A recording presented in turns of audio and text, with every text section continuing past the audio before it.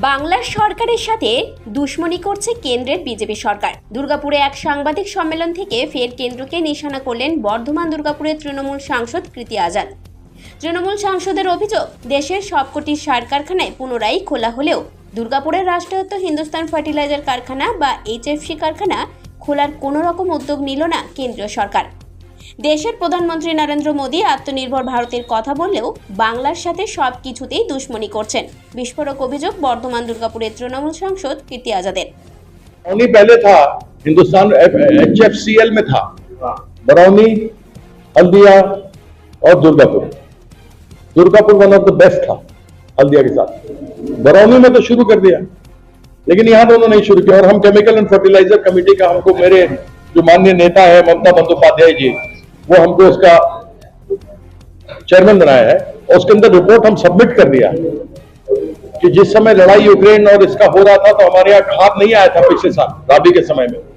तो आप जब प्रधानमंत्री आत्मनिर्भर की बात करते हैं तो फिर हम लोग फर्टिलाइजर में भी, खाद में भी आत्मनिर्भर क्यों नहीं हो रहे? हमारे बंगाल के साथ ये व्यवहार क्यों किया जा रहा है? दुश्मनी का भाव उठा रहे हैं। 2022 से हमको पैसा नहीं दिया है, एक पैसा नहीं दिया। बंगलारबाड़ी में 20,000 करोड़ हमारी ममता बंदोपाध्याय ने दिया। उसी प्रकार से आप देखेंगे मनरेगा का था, उसमें 20,000 करोड़ दिया। पैसा तो केंद्र सरकार को देना था और कागज हमने सब लिख करके दे दिया, सेटिस्फैक्टरी आंसर है, उसके बाद भी पैसा नहीं देना। क्यों? क्योंकि दुश्मनी निभाना है। यह सबसे बड़ा प्रॉब्लम है नरेंद्र मोदी जी का और अमित शाह जी का, क्योंकि बंगाल जैसी जगह पे कभी जीत नहीं पाए, कभी जीत नहीं पाएंगे। 200 पार कर रहे थे, 100 नहीं कर पाए। तो यह राजनीतिक खेल नहीं खेलना चाहिए। देश का व्यक्ति भारत के किसी कोने में रहता हो, प्रत्येक व्यक्ति देश का नागरिक है और जो उसका अधिकार है, जैसे पश्चिम बंगाल के लोगों का अधिकार है कि 2.1 लाख करोड़ रुपया 2022 से जो केंद्र सरकार नहीं दिया है वो हमको मिलना चाहिए। তৃণমূল সাংসদকে পাল্টা কটাক্ষ দুর্গাপুর পশ্চিমের বিজেপি বিধায়ক লক্ষণ চন্দ্র ঘুরুয়ের। বিজেপি বিধায়কের পাল্টা প্রশ্ন, কেন দুর্গাপুরের রাজ্য সরকারের অধীনস্থ কারখানাগুলো হয় বন্ধ হচ্ছে নচেত ঢুকছে? আজকে যে কীর্তি আজাদ তিনি প্রেস কনফারেন্স করে বলেছেন দুর্গাপুর ফার্টিলাইজার কারখানা কেন্দ্রীয় সরকার বাংলার বঞ্চনার জন্য খুলছে না।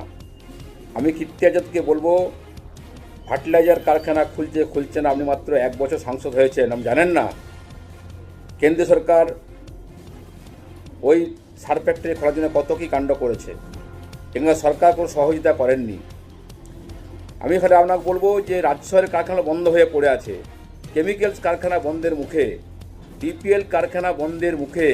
সেই ডিপিএল এর সমিতিকে বিভিন্ন স্থানান্তরিত করা হচ্ছে, সেখানে থাকার ব্যবস্থা নেই, যাতায়াতের ব্যবস্থা নেই, কোনো ব্যবস্থা নেই, চেঞ্জ করে দেওয়া হচ্ছে, সরিয়ে দেওয়া হচ্ছে। সে ডিপিএল কারখানা, কেমিক্যালস কারখানা এবং অনেক কারখানা বন্ধ হয়ে আছে, সেগুলো নজর দিন, অনেক কাজে লাগবে। নাটকবাজি করে লাভ নেই। আমরা ধারণা নেই দুর্গাপুরে কেন্দ্রীয় সরকার ওই কারখানা খোলার জন্য কত রকম সহযোগিতা করার চেষ্টা করেছে, কিন্তু এখানে সরকার, এখানে এডিডিএ কি সহযোগিতা করেনি বলেই কারখানা বন্ধ আছে। আমরা বলছি ওই আমাদের ঝাড় কারখানা বিজেপি গভর্নমেন্টে আসবে, 1 বছরের মধ্যে ওই কারখানা খোলার কাজ আমরা করব, কারণ ওখানে সরকার পাল্টাবে। আর সরকার পাল্টালে পর নীতি। 2002 সালে একসাথে দেশের 7টি রাষ্ট্রায়ত্ত সার কারখানা বন্ধ হয়েছিল। একমাত্র দুর্গাপুর ছাড়া বাংলার বাইরে থাকা বাকি সবকটি কারখানায় শুরু হয়েছে। কেন্দ্র রাজ্য সংঘাতের জন্যই দুর্গাপুরের ইউনিটের দরজা আর খোলেনি বলেই অভিযোগ প্রাক্তন শ্রমিকদের। একটা চালু হলো না কেন? কারণ আমাদের পশ্চিমবঙ্গ সরকারের যারা প্রতিনিধি এডিডি, তারা বলেছিল যে কারখানা চালু হওয়ার পর থেকে 1965 সালে লাল বাহাদুর শাস্ত্রী এই কারখানাটা ভিত্তিপ্রস্তর স্থাপন করেন। তখন কংগ্রেস অধিবেশন হয়েছিল সারা ভারতবর্ষের এখানে। তখন লাল বাহাদুর শাস্ত্রী এসেছিলেন এবং 1965 সালে 6 জানুয়ারি এই কারখানাটার ভিত্তিপ্রস্তর স্থাপন হয়। কিন্তু দেখা গেল রাজ্য সরকার তাদের 100 একর জায়গা, 1000 একর জায়গা দিয়েছিল 1 টাকার বিনিময়ে। কিন্তু তারা গ্রাউন্ড রেন্টটা দাবি করেছে চিরকাল।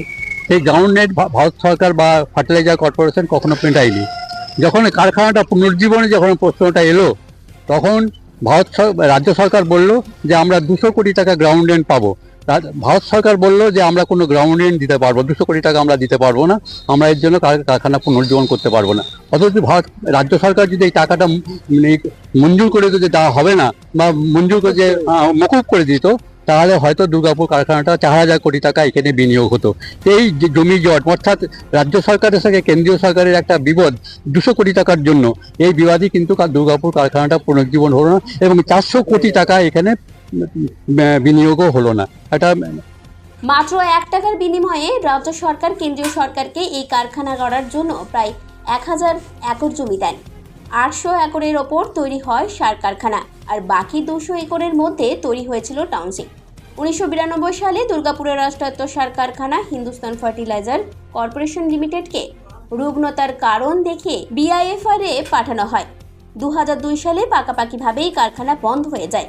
কাজ হারান প্রায় 729 জন শ্রমিক। প্রতিবার ভোট আসে আর ভোট বাবুরা বন্ধ এই কারখানা খোলার স্বপ্ন দেখিয়ে ভোট নিয়ে চলে যায়।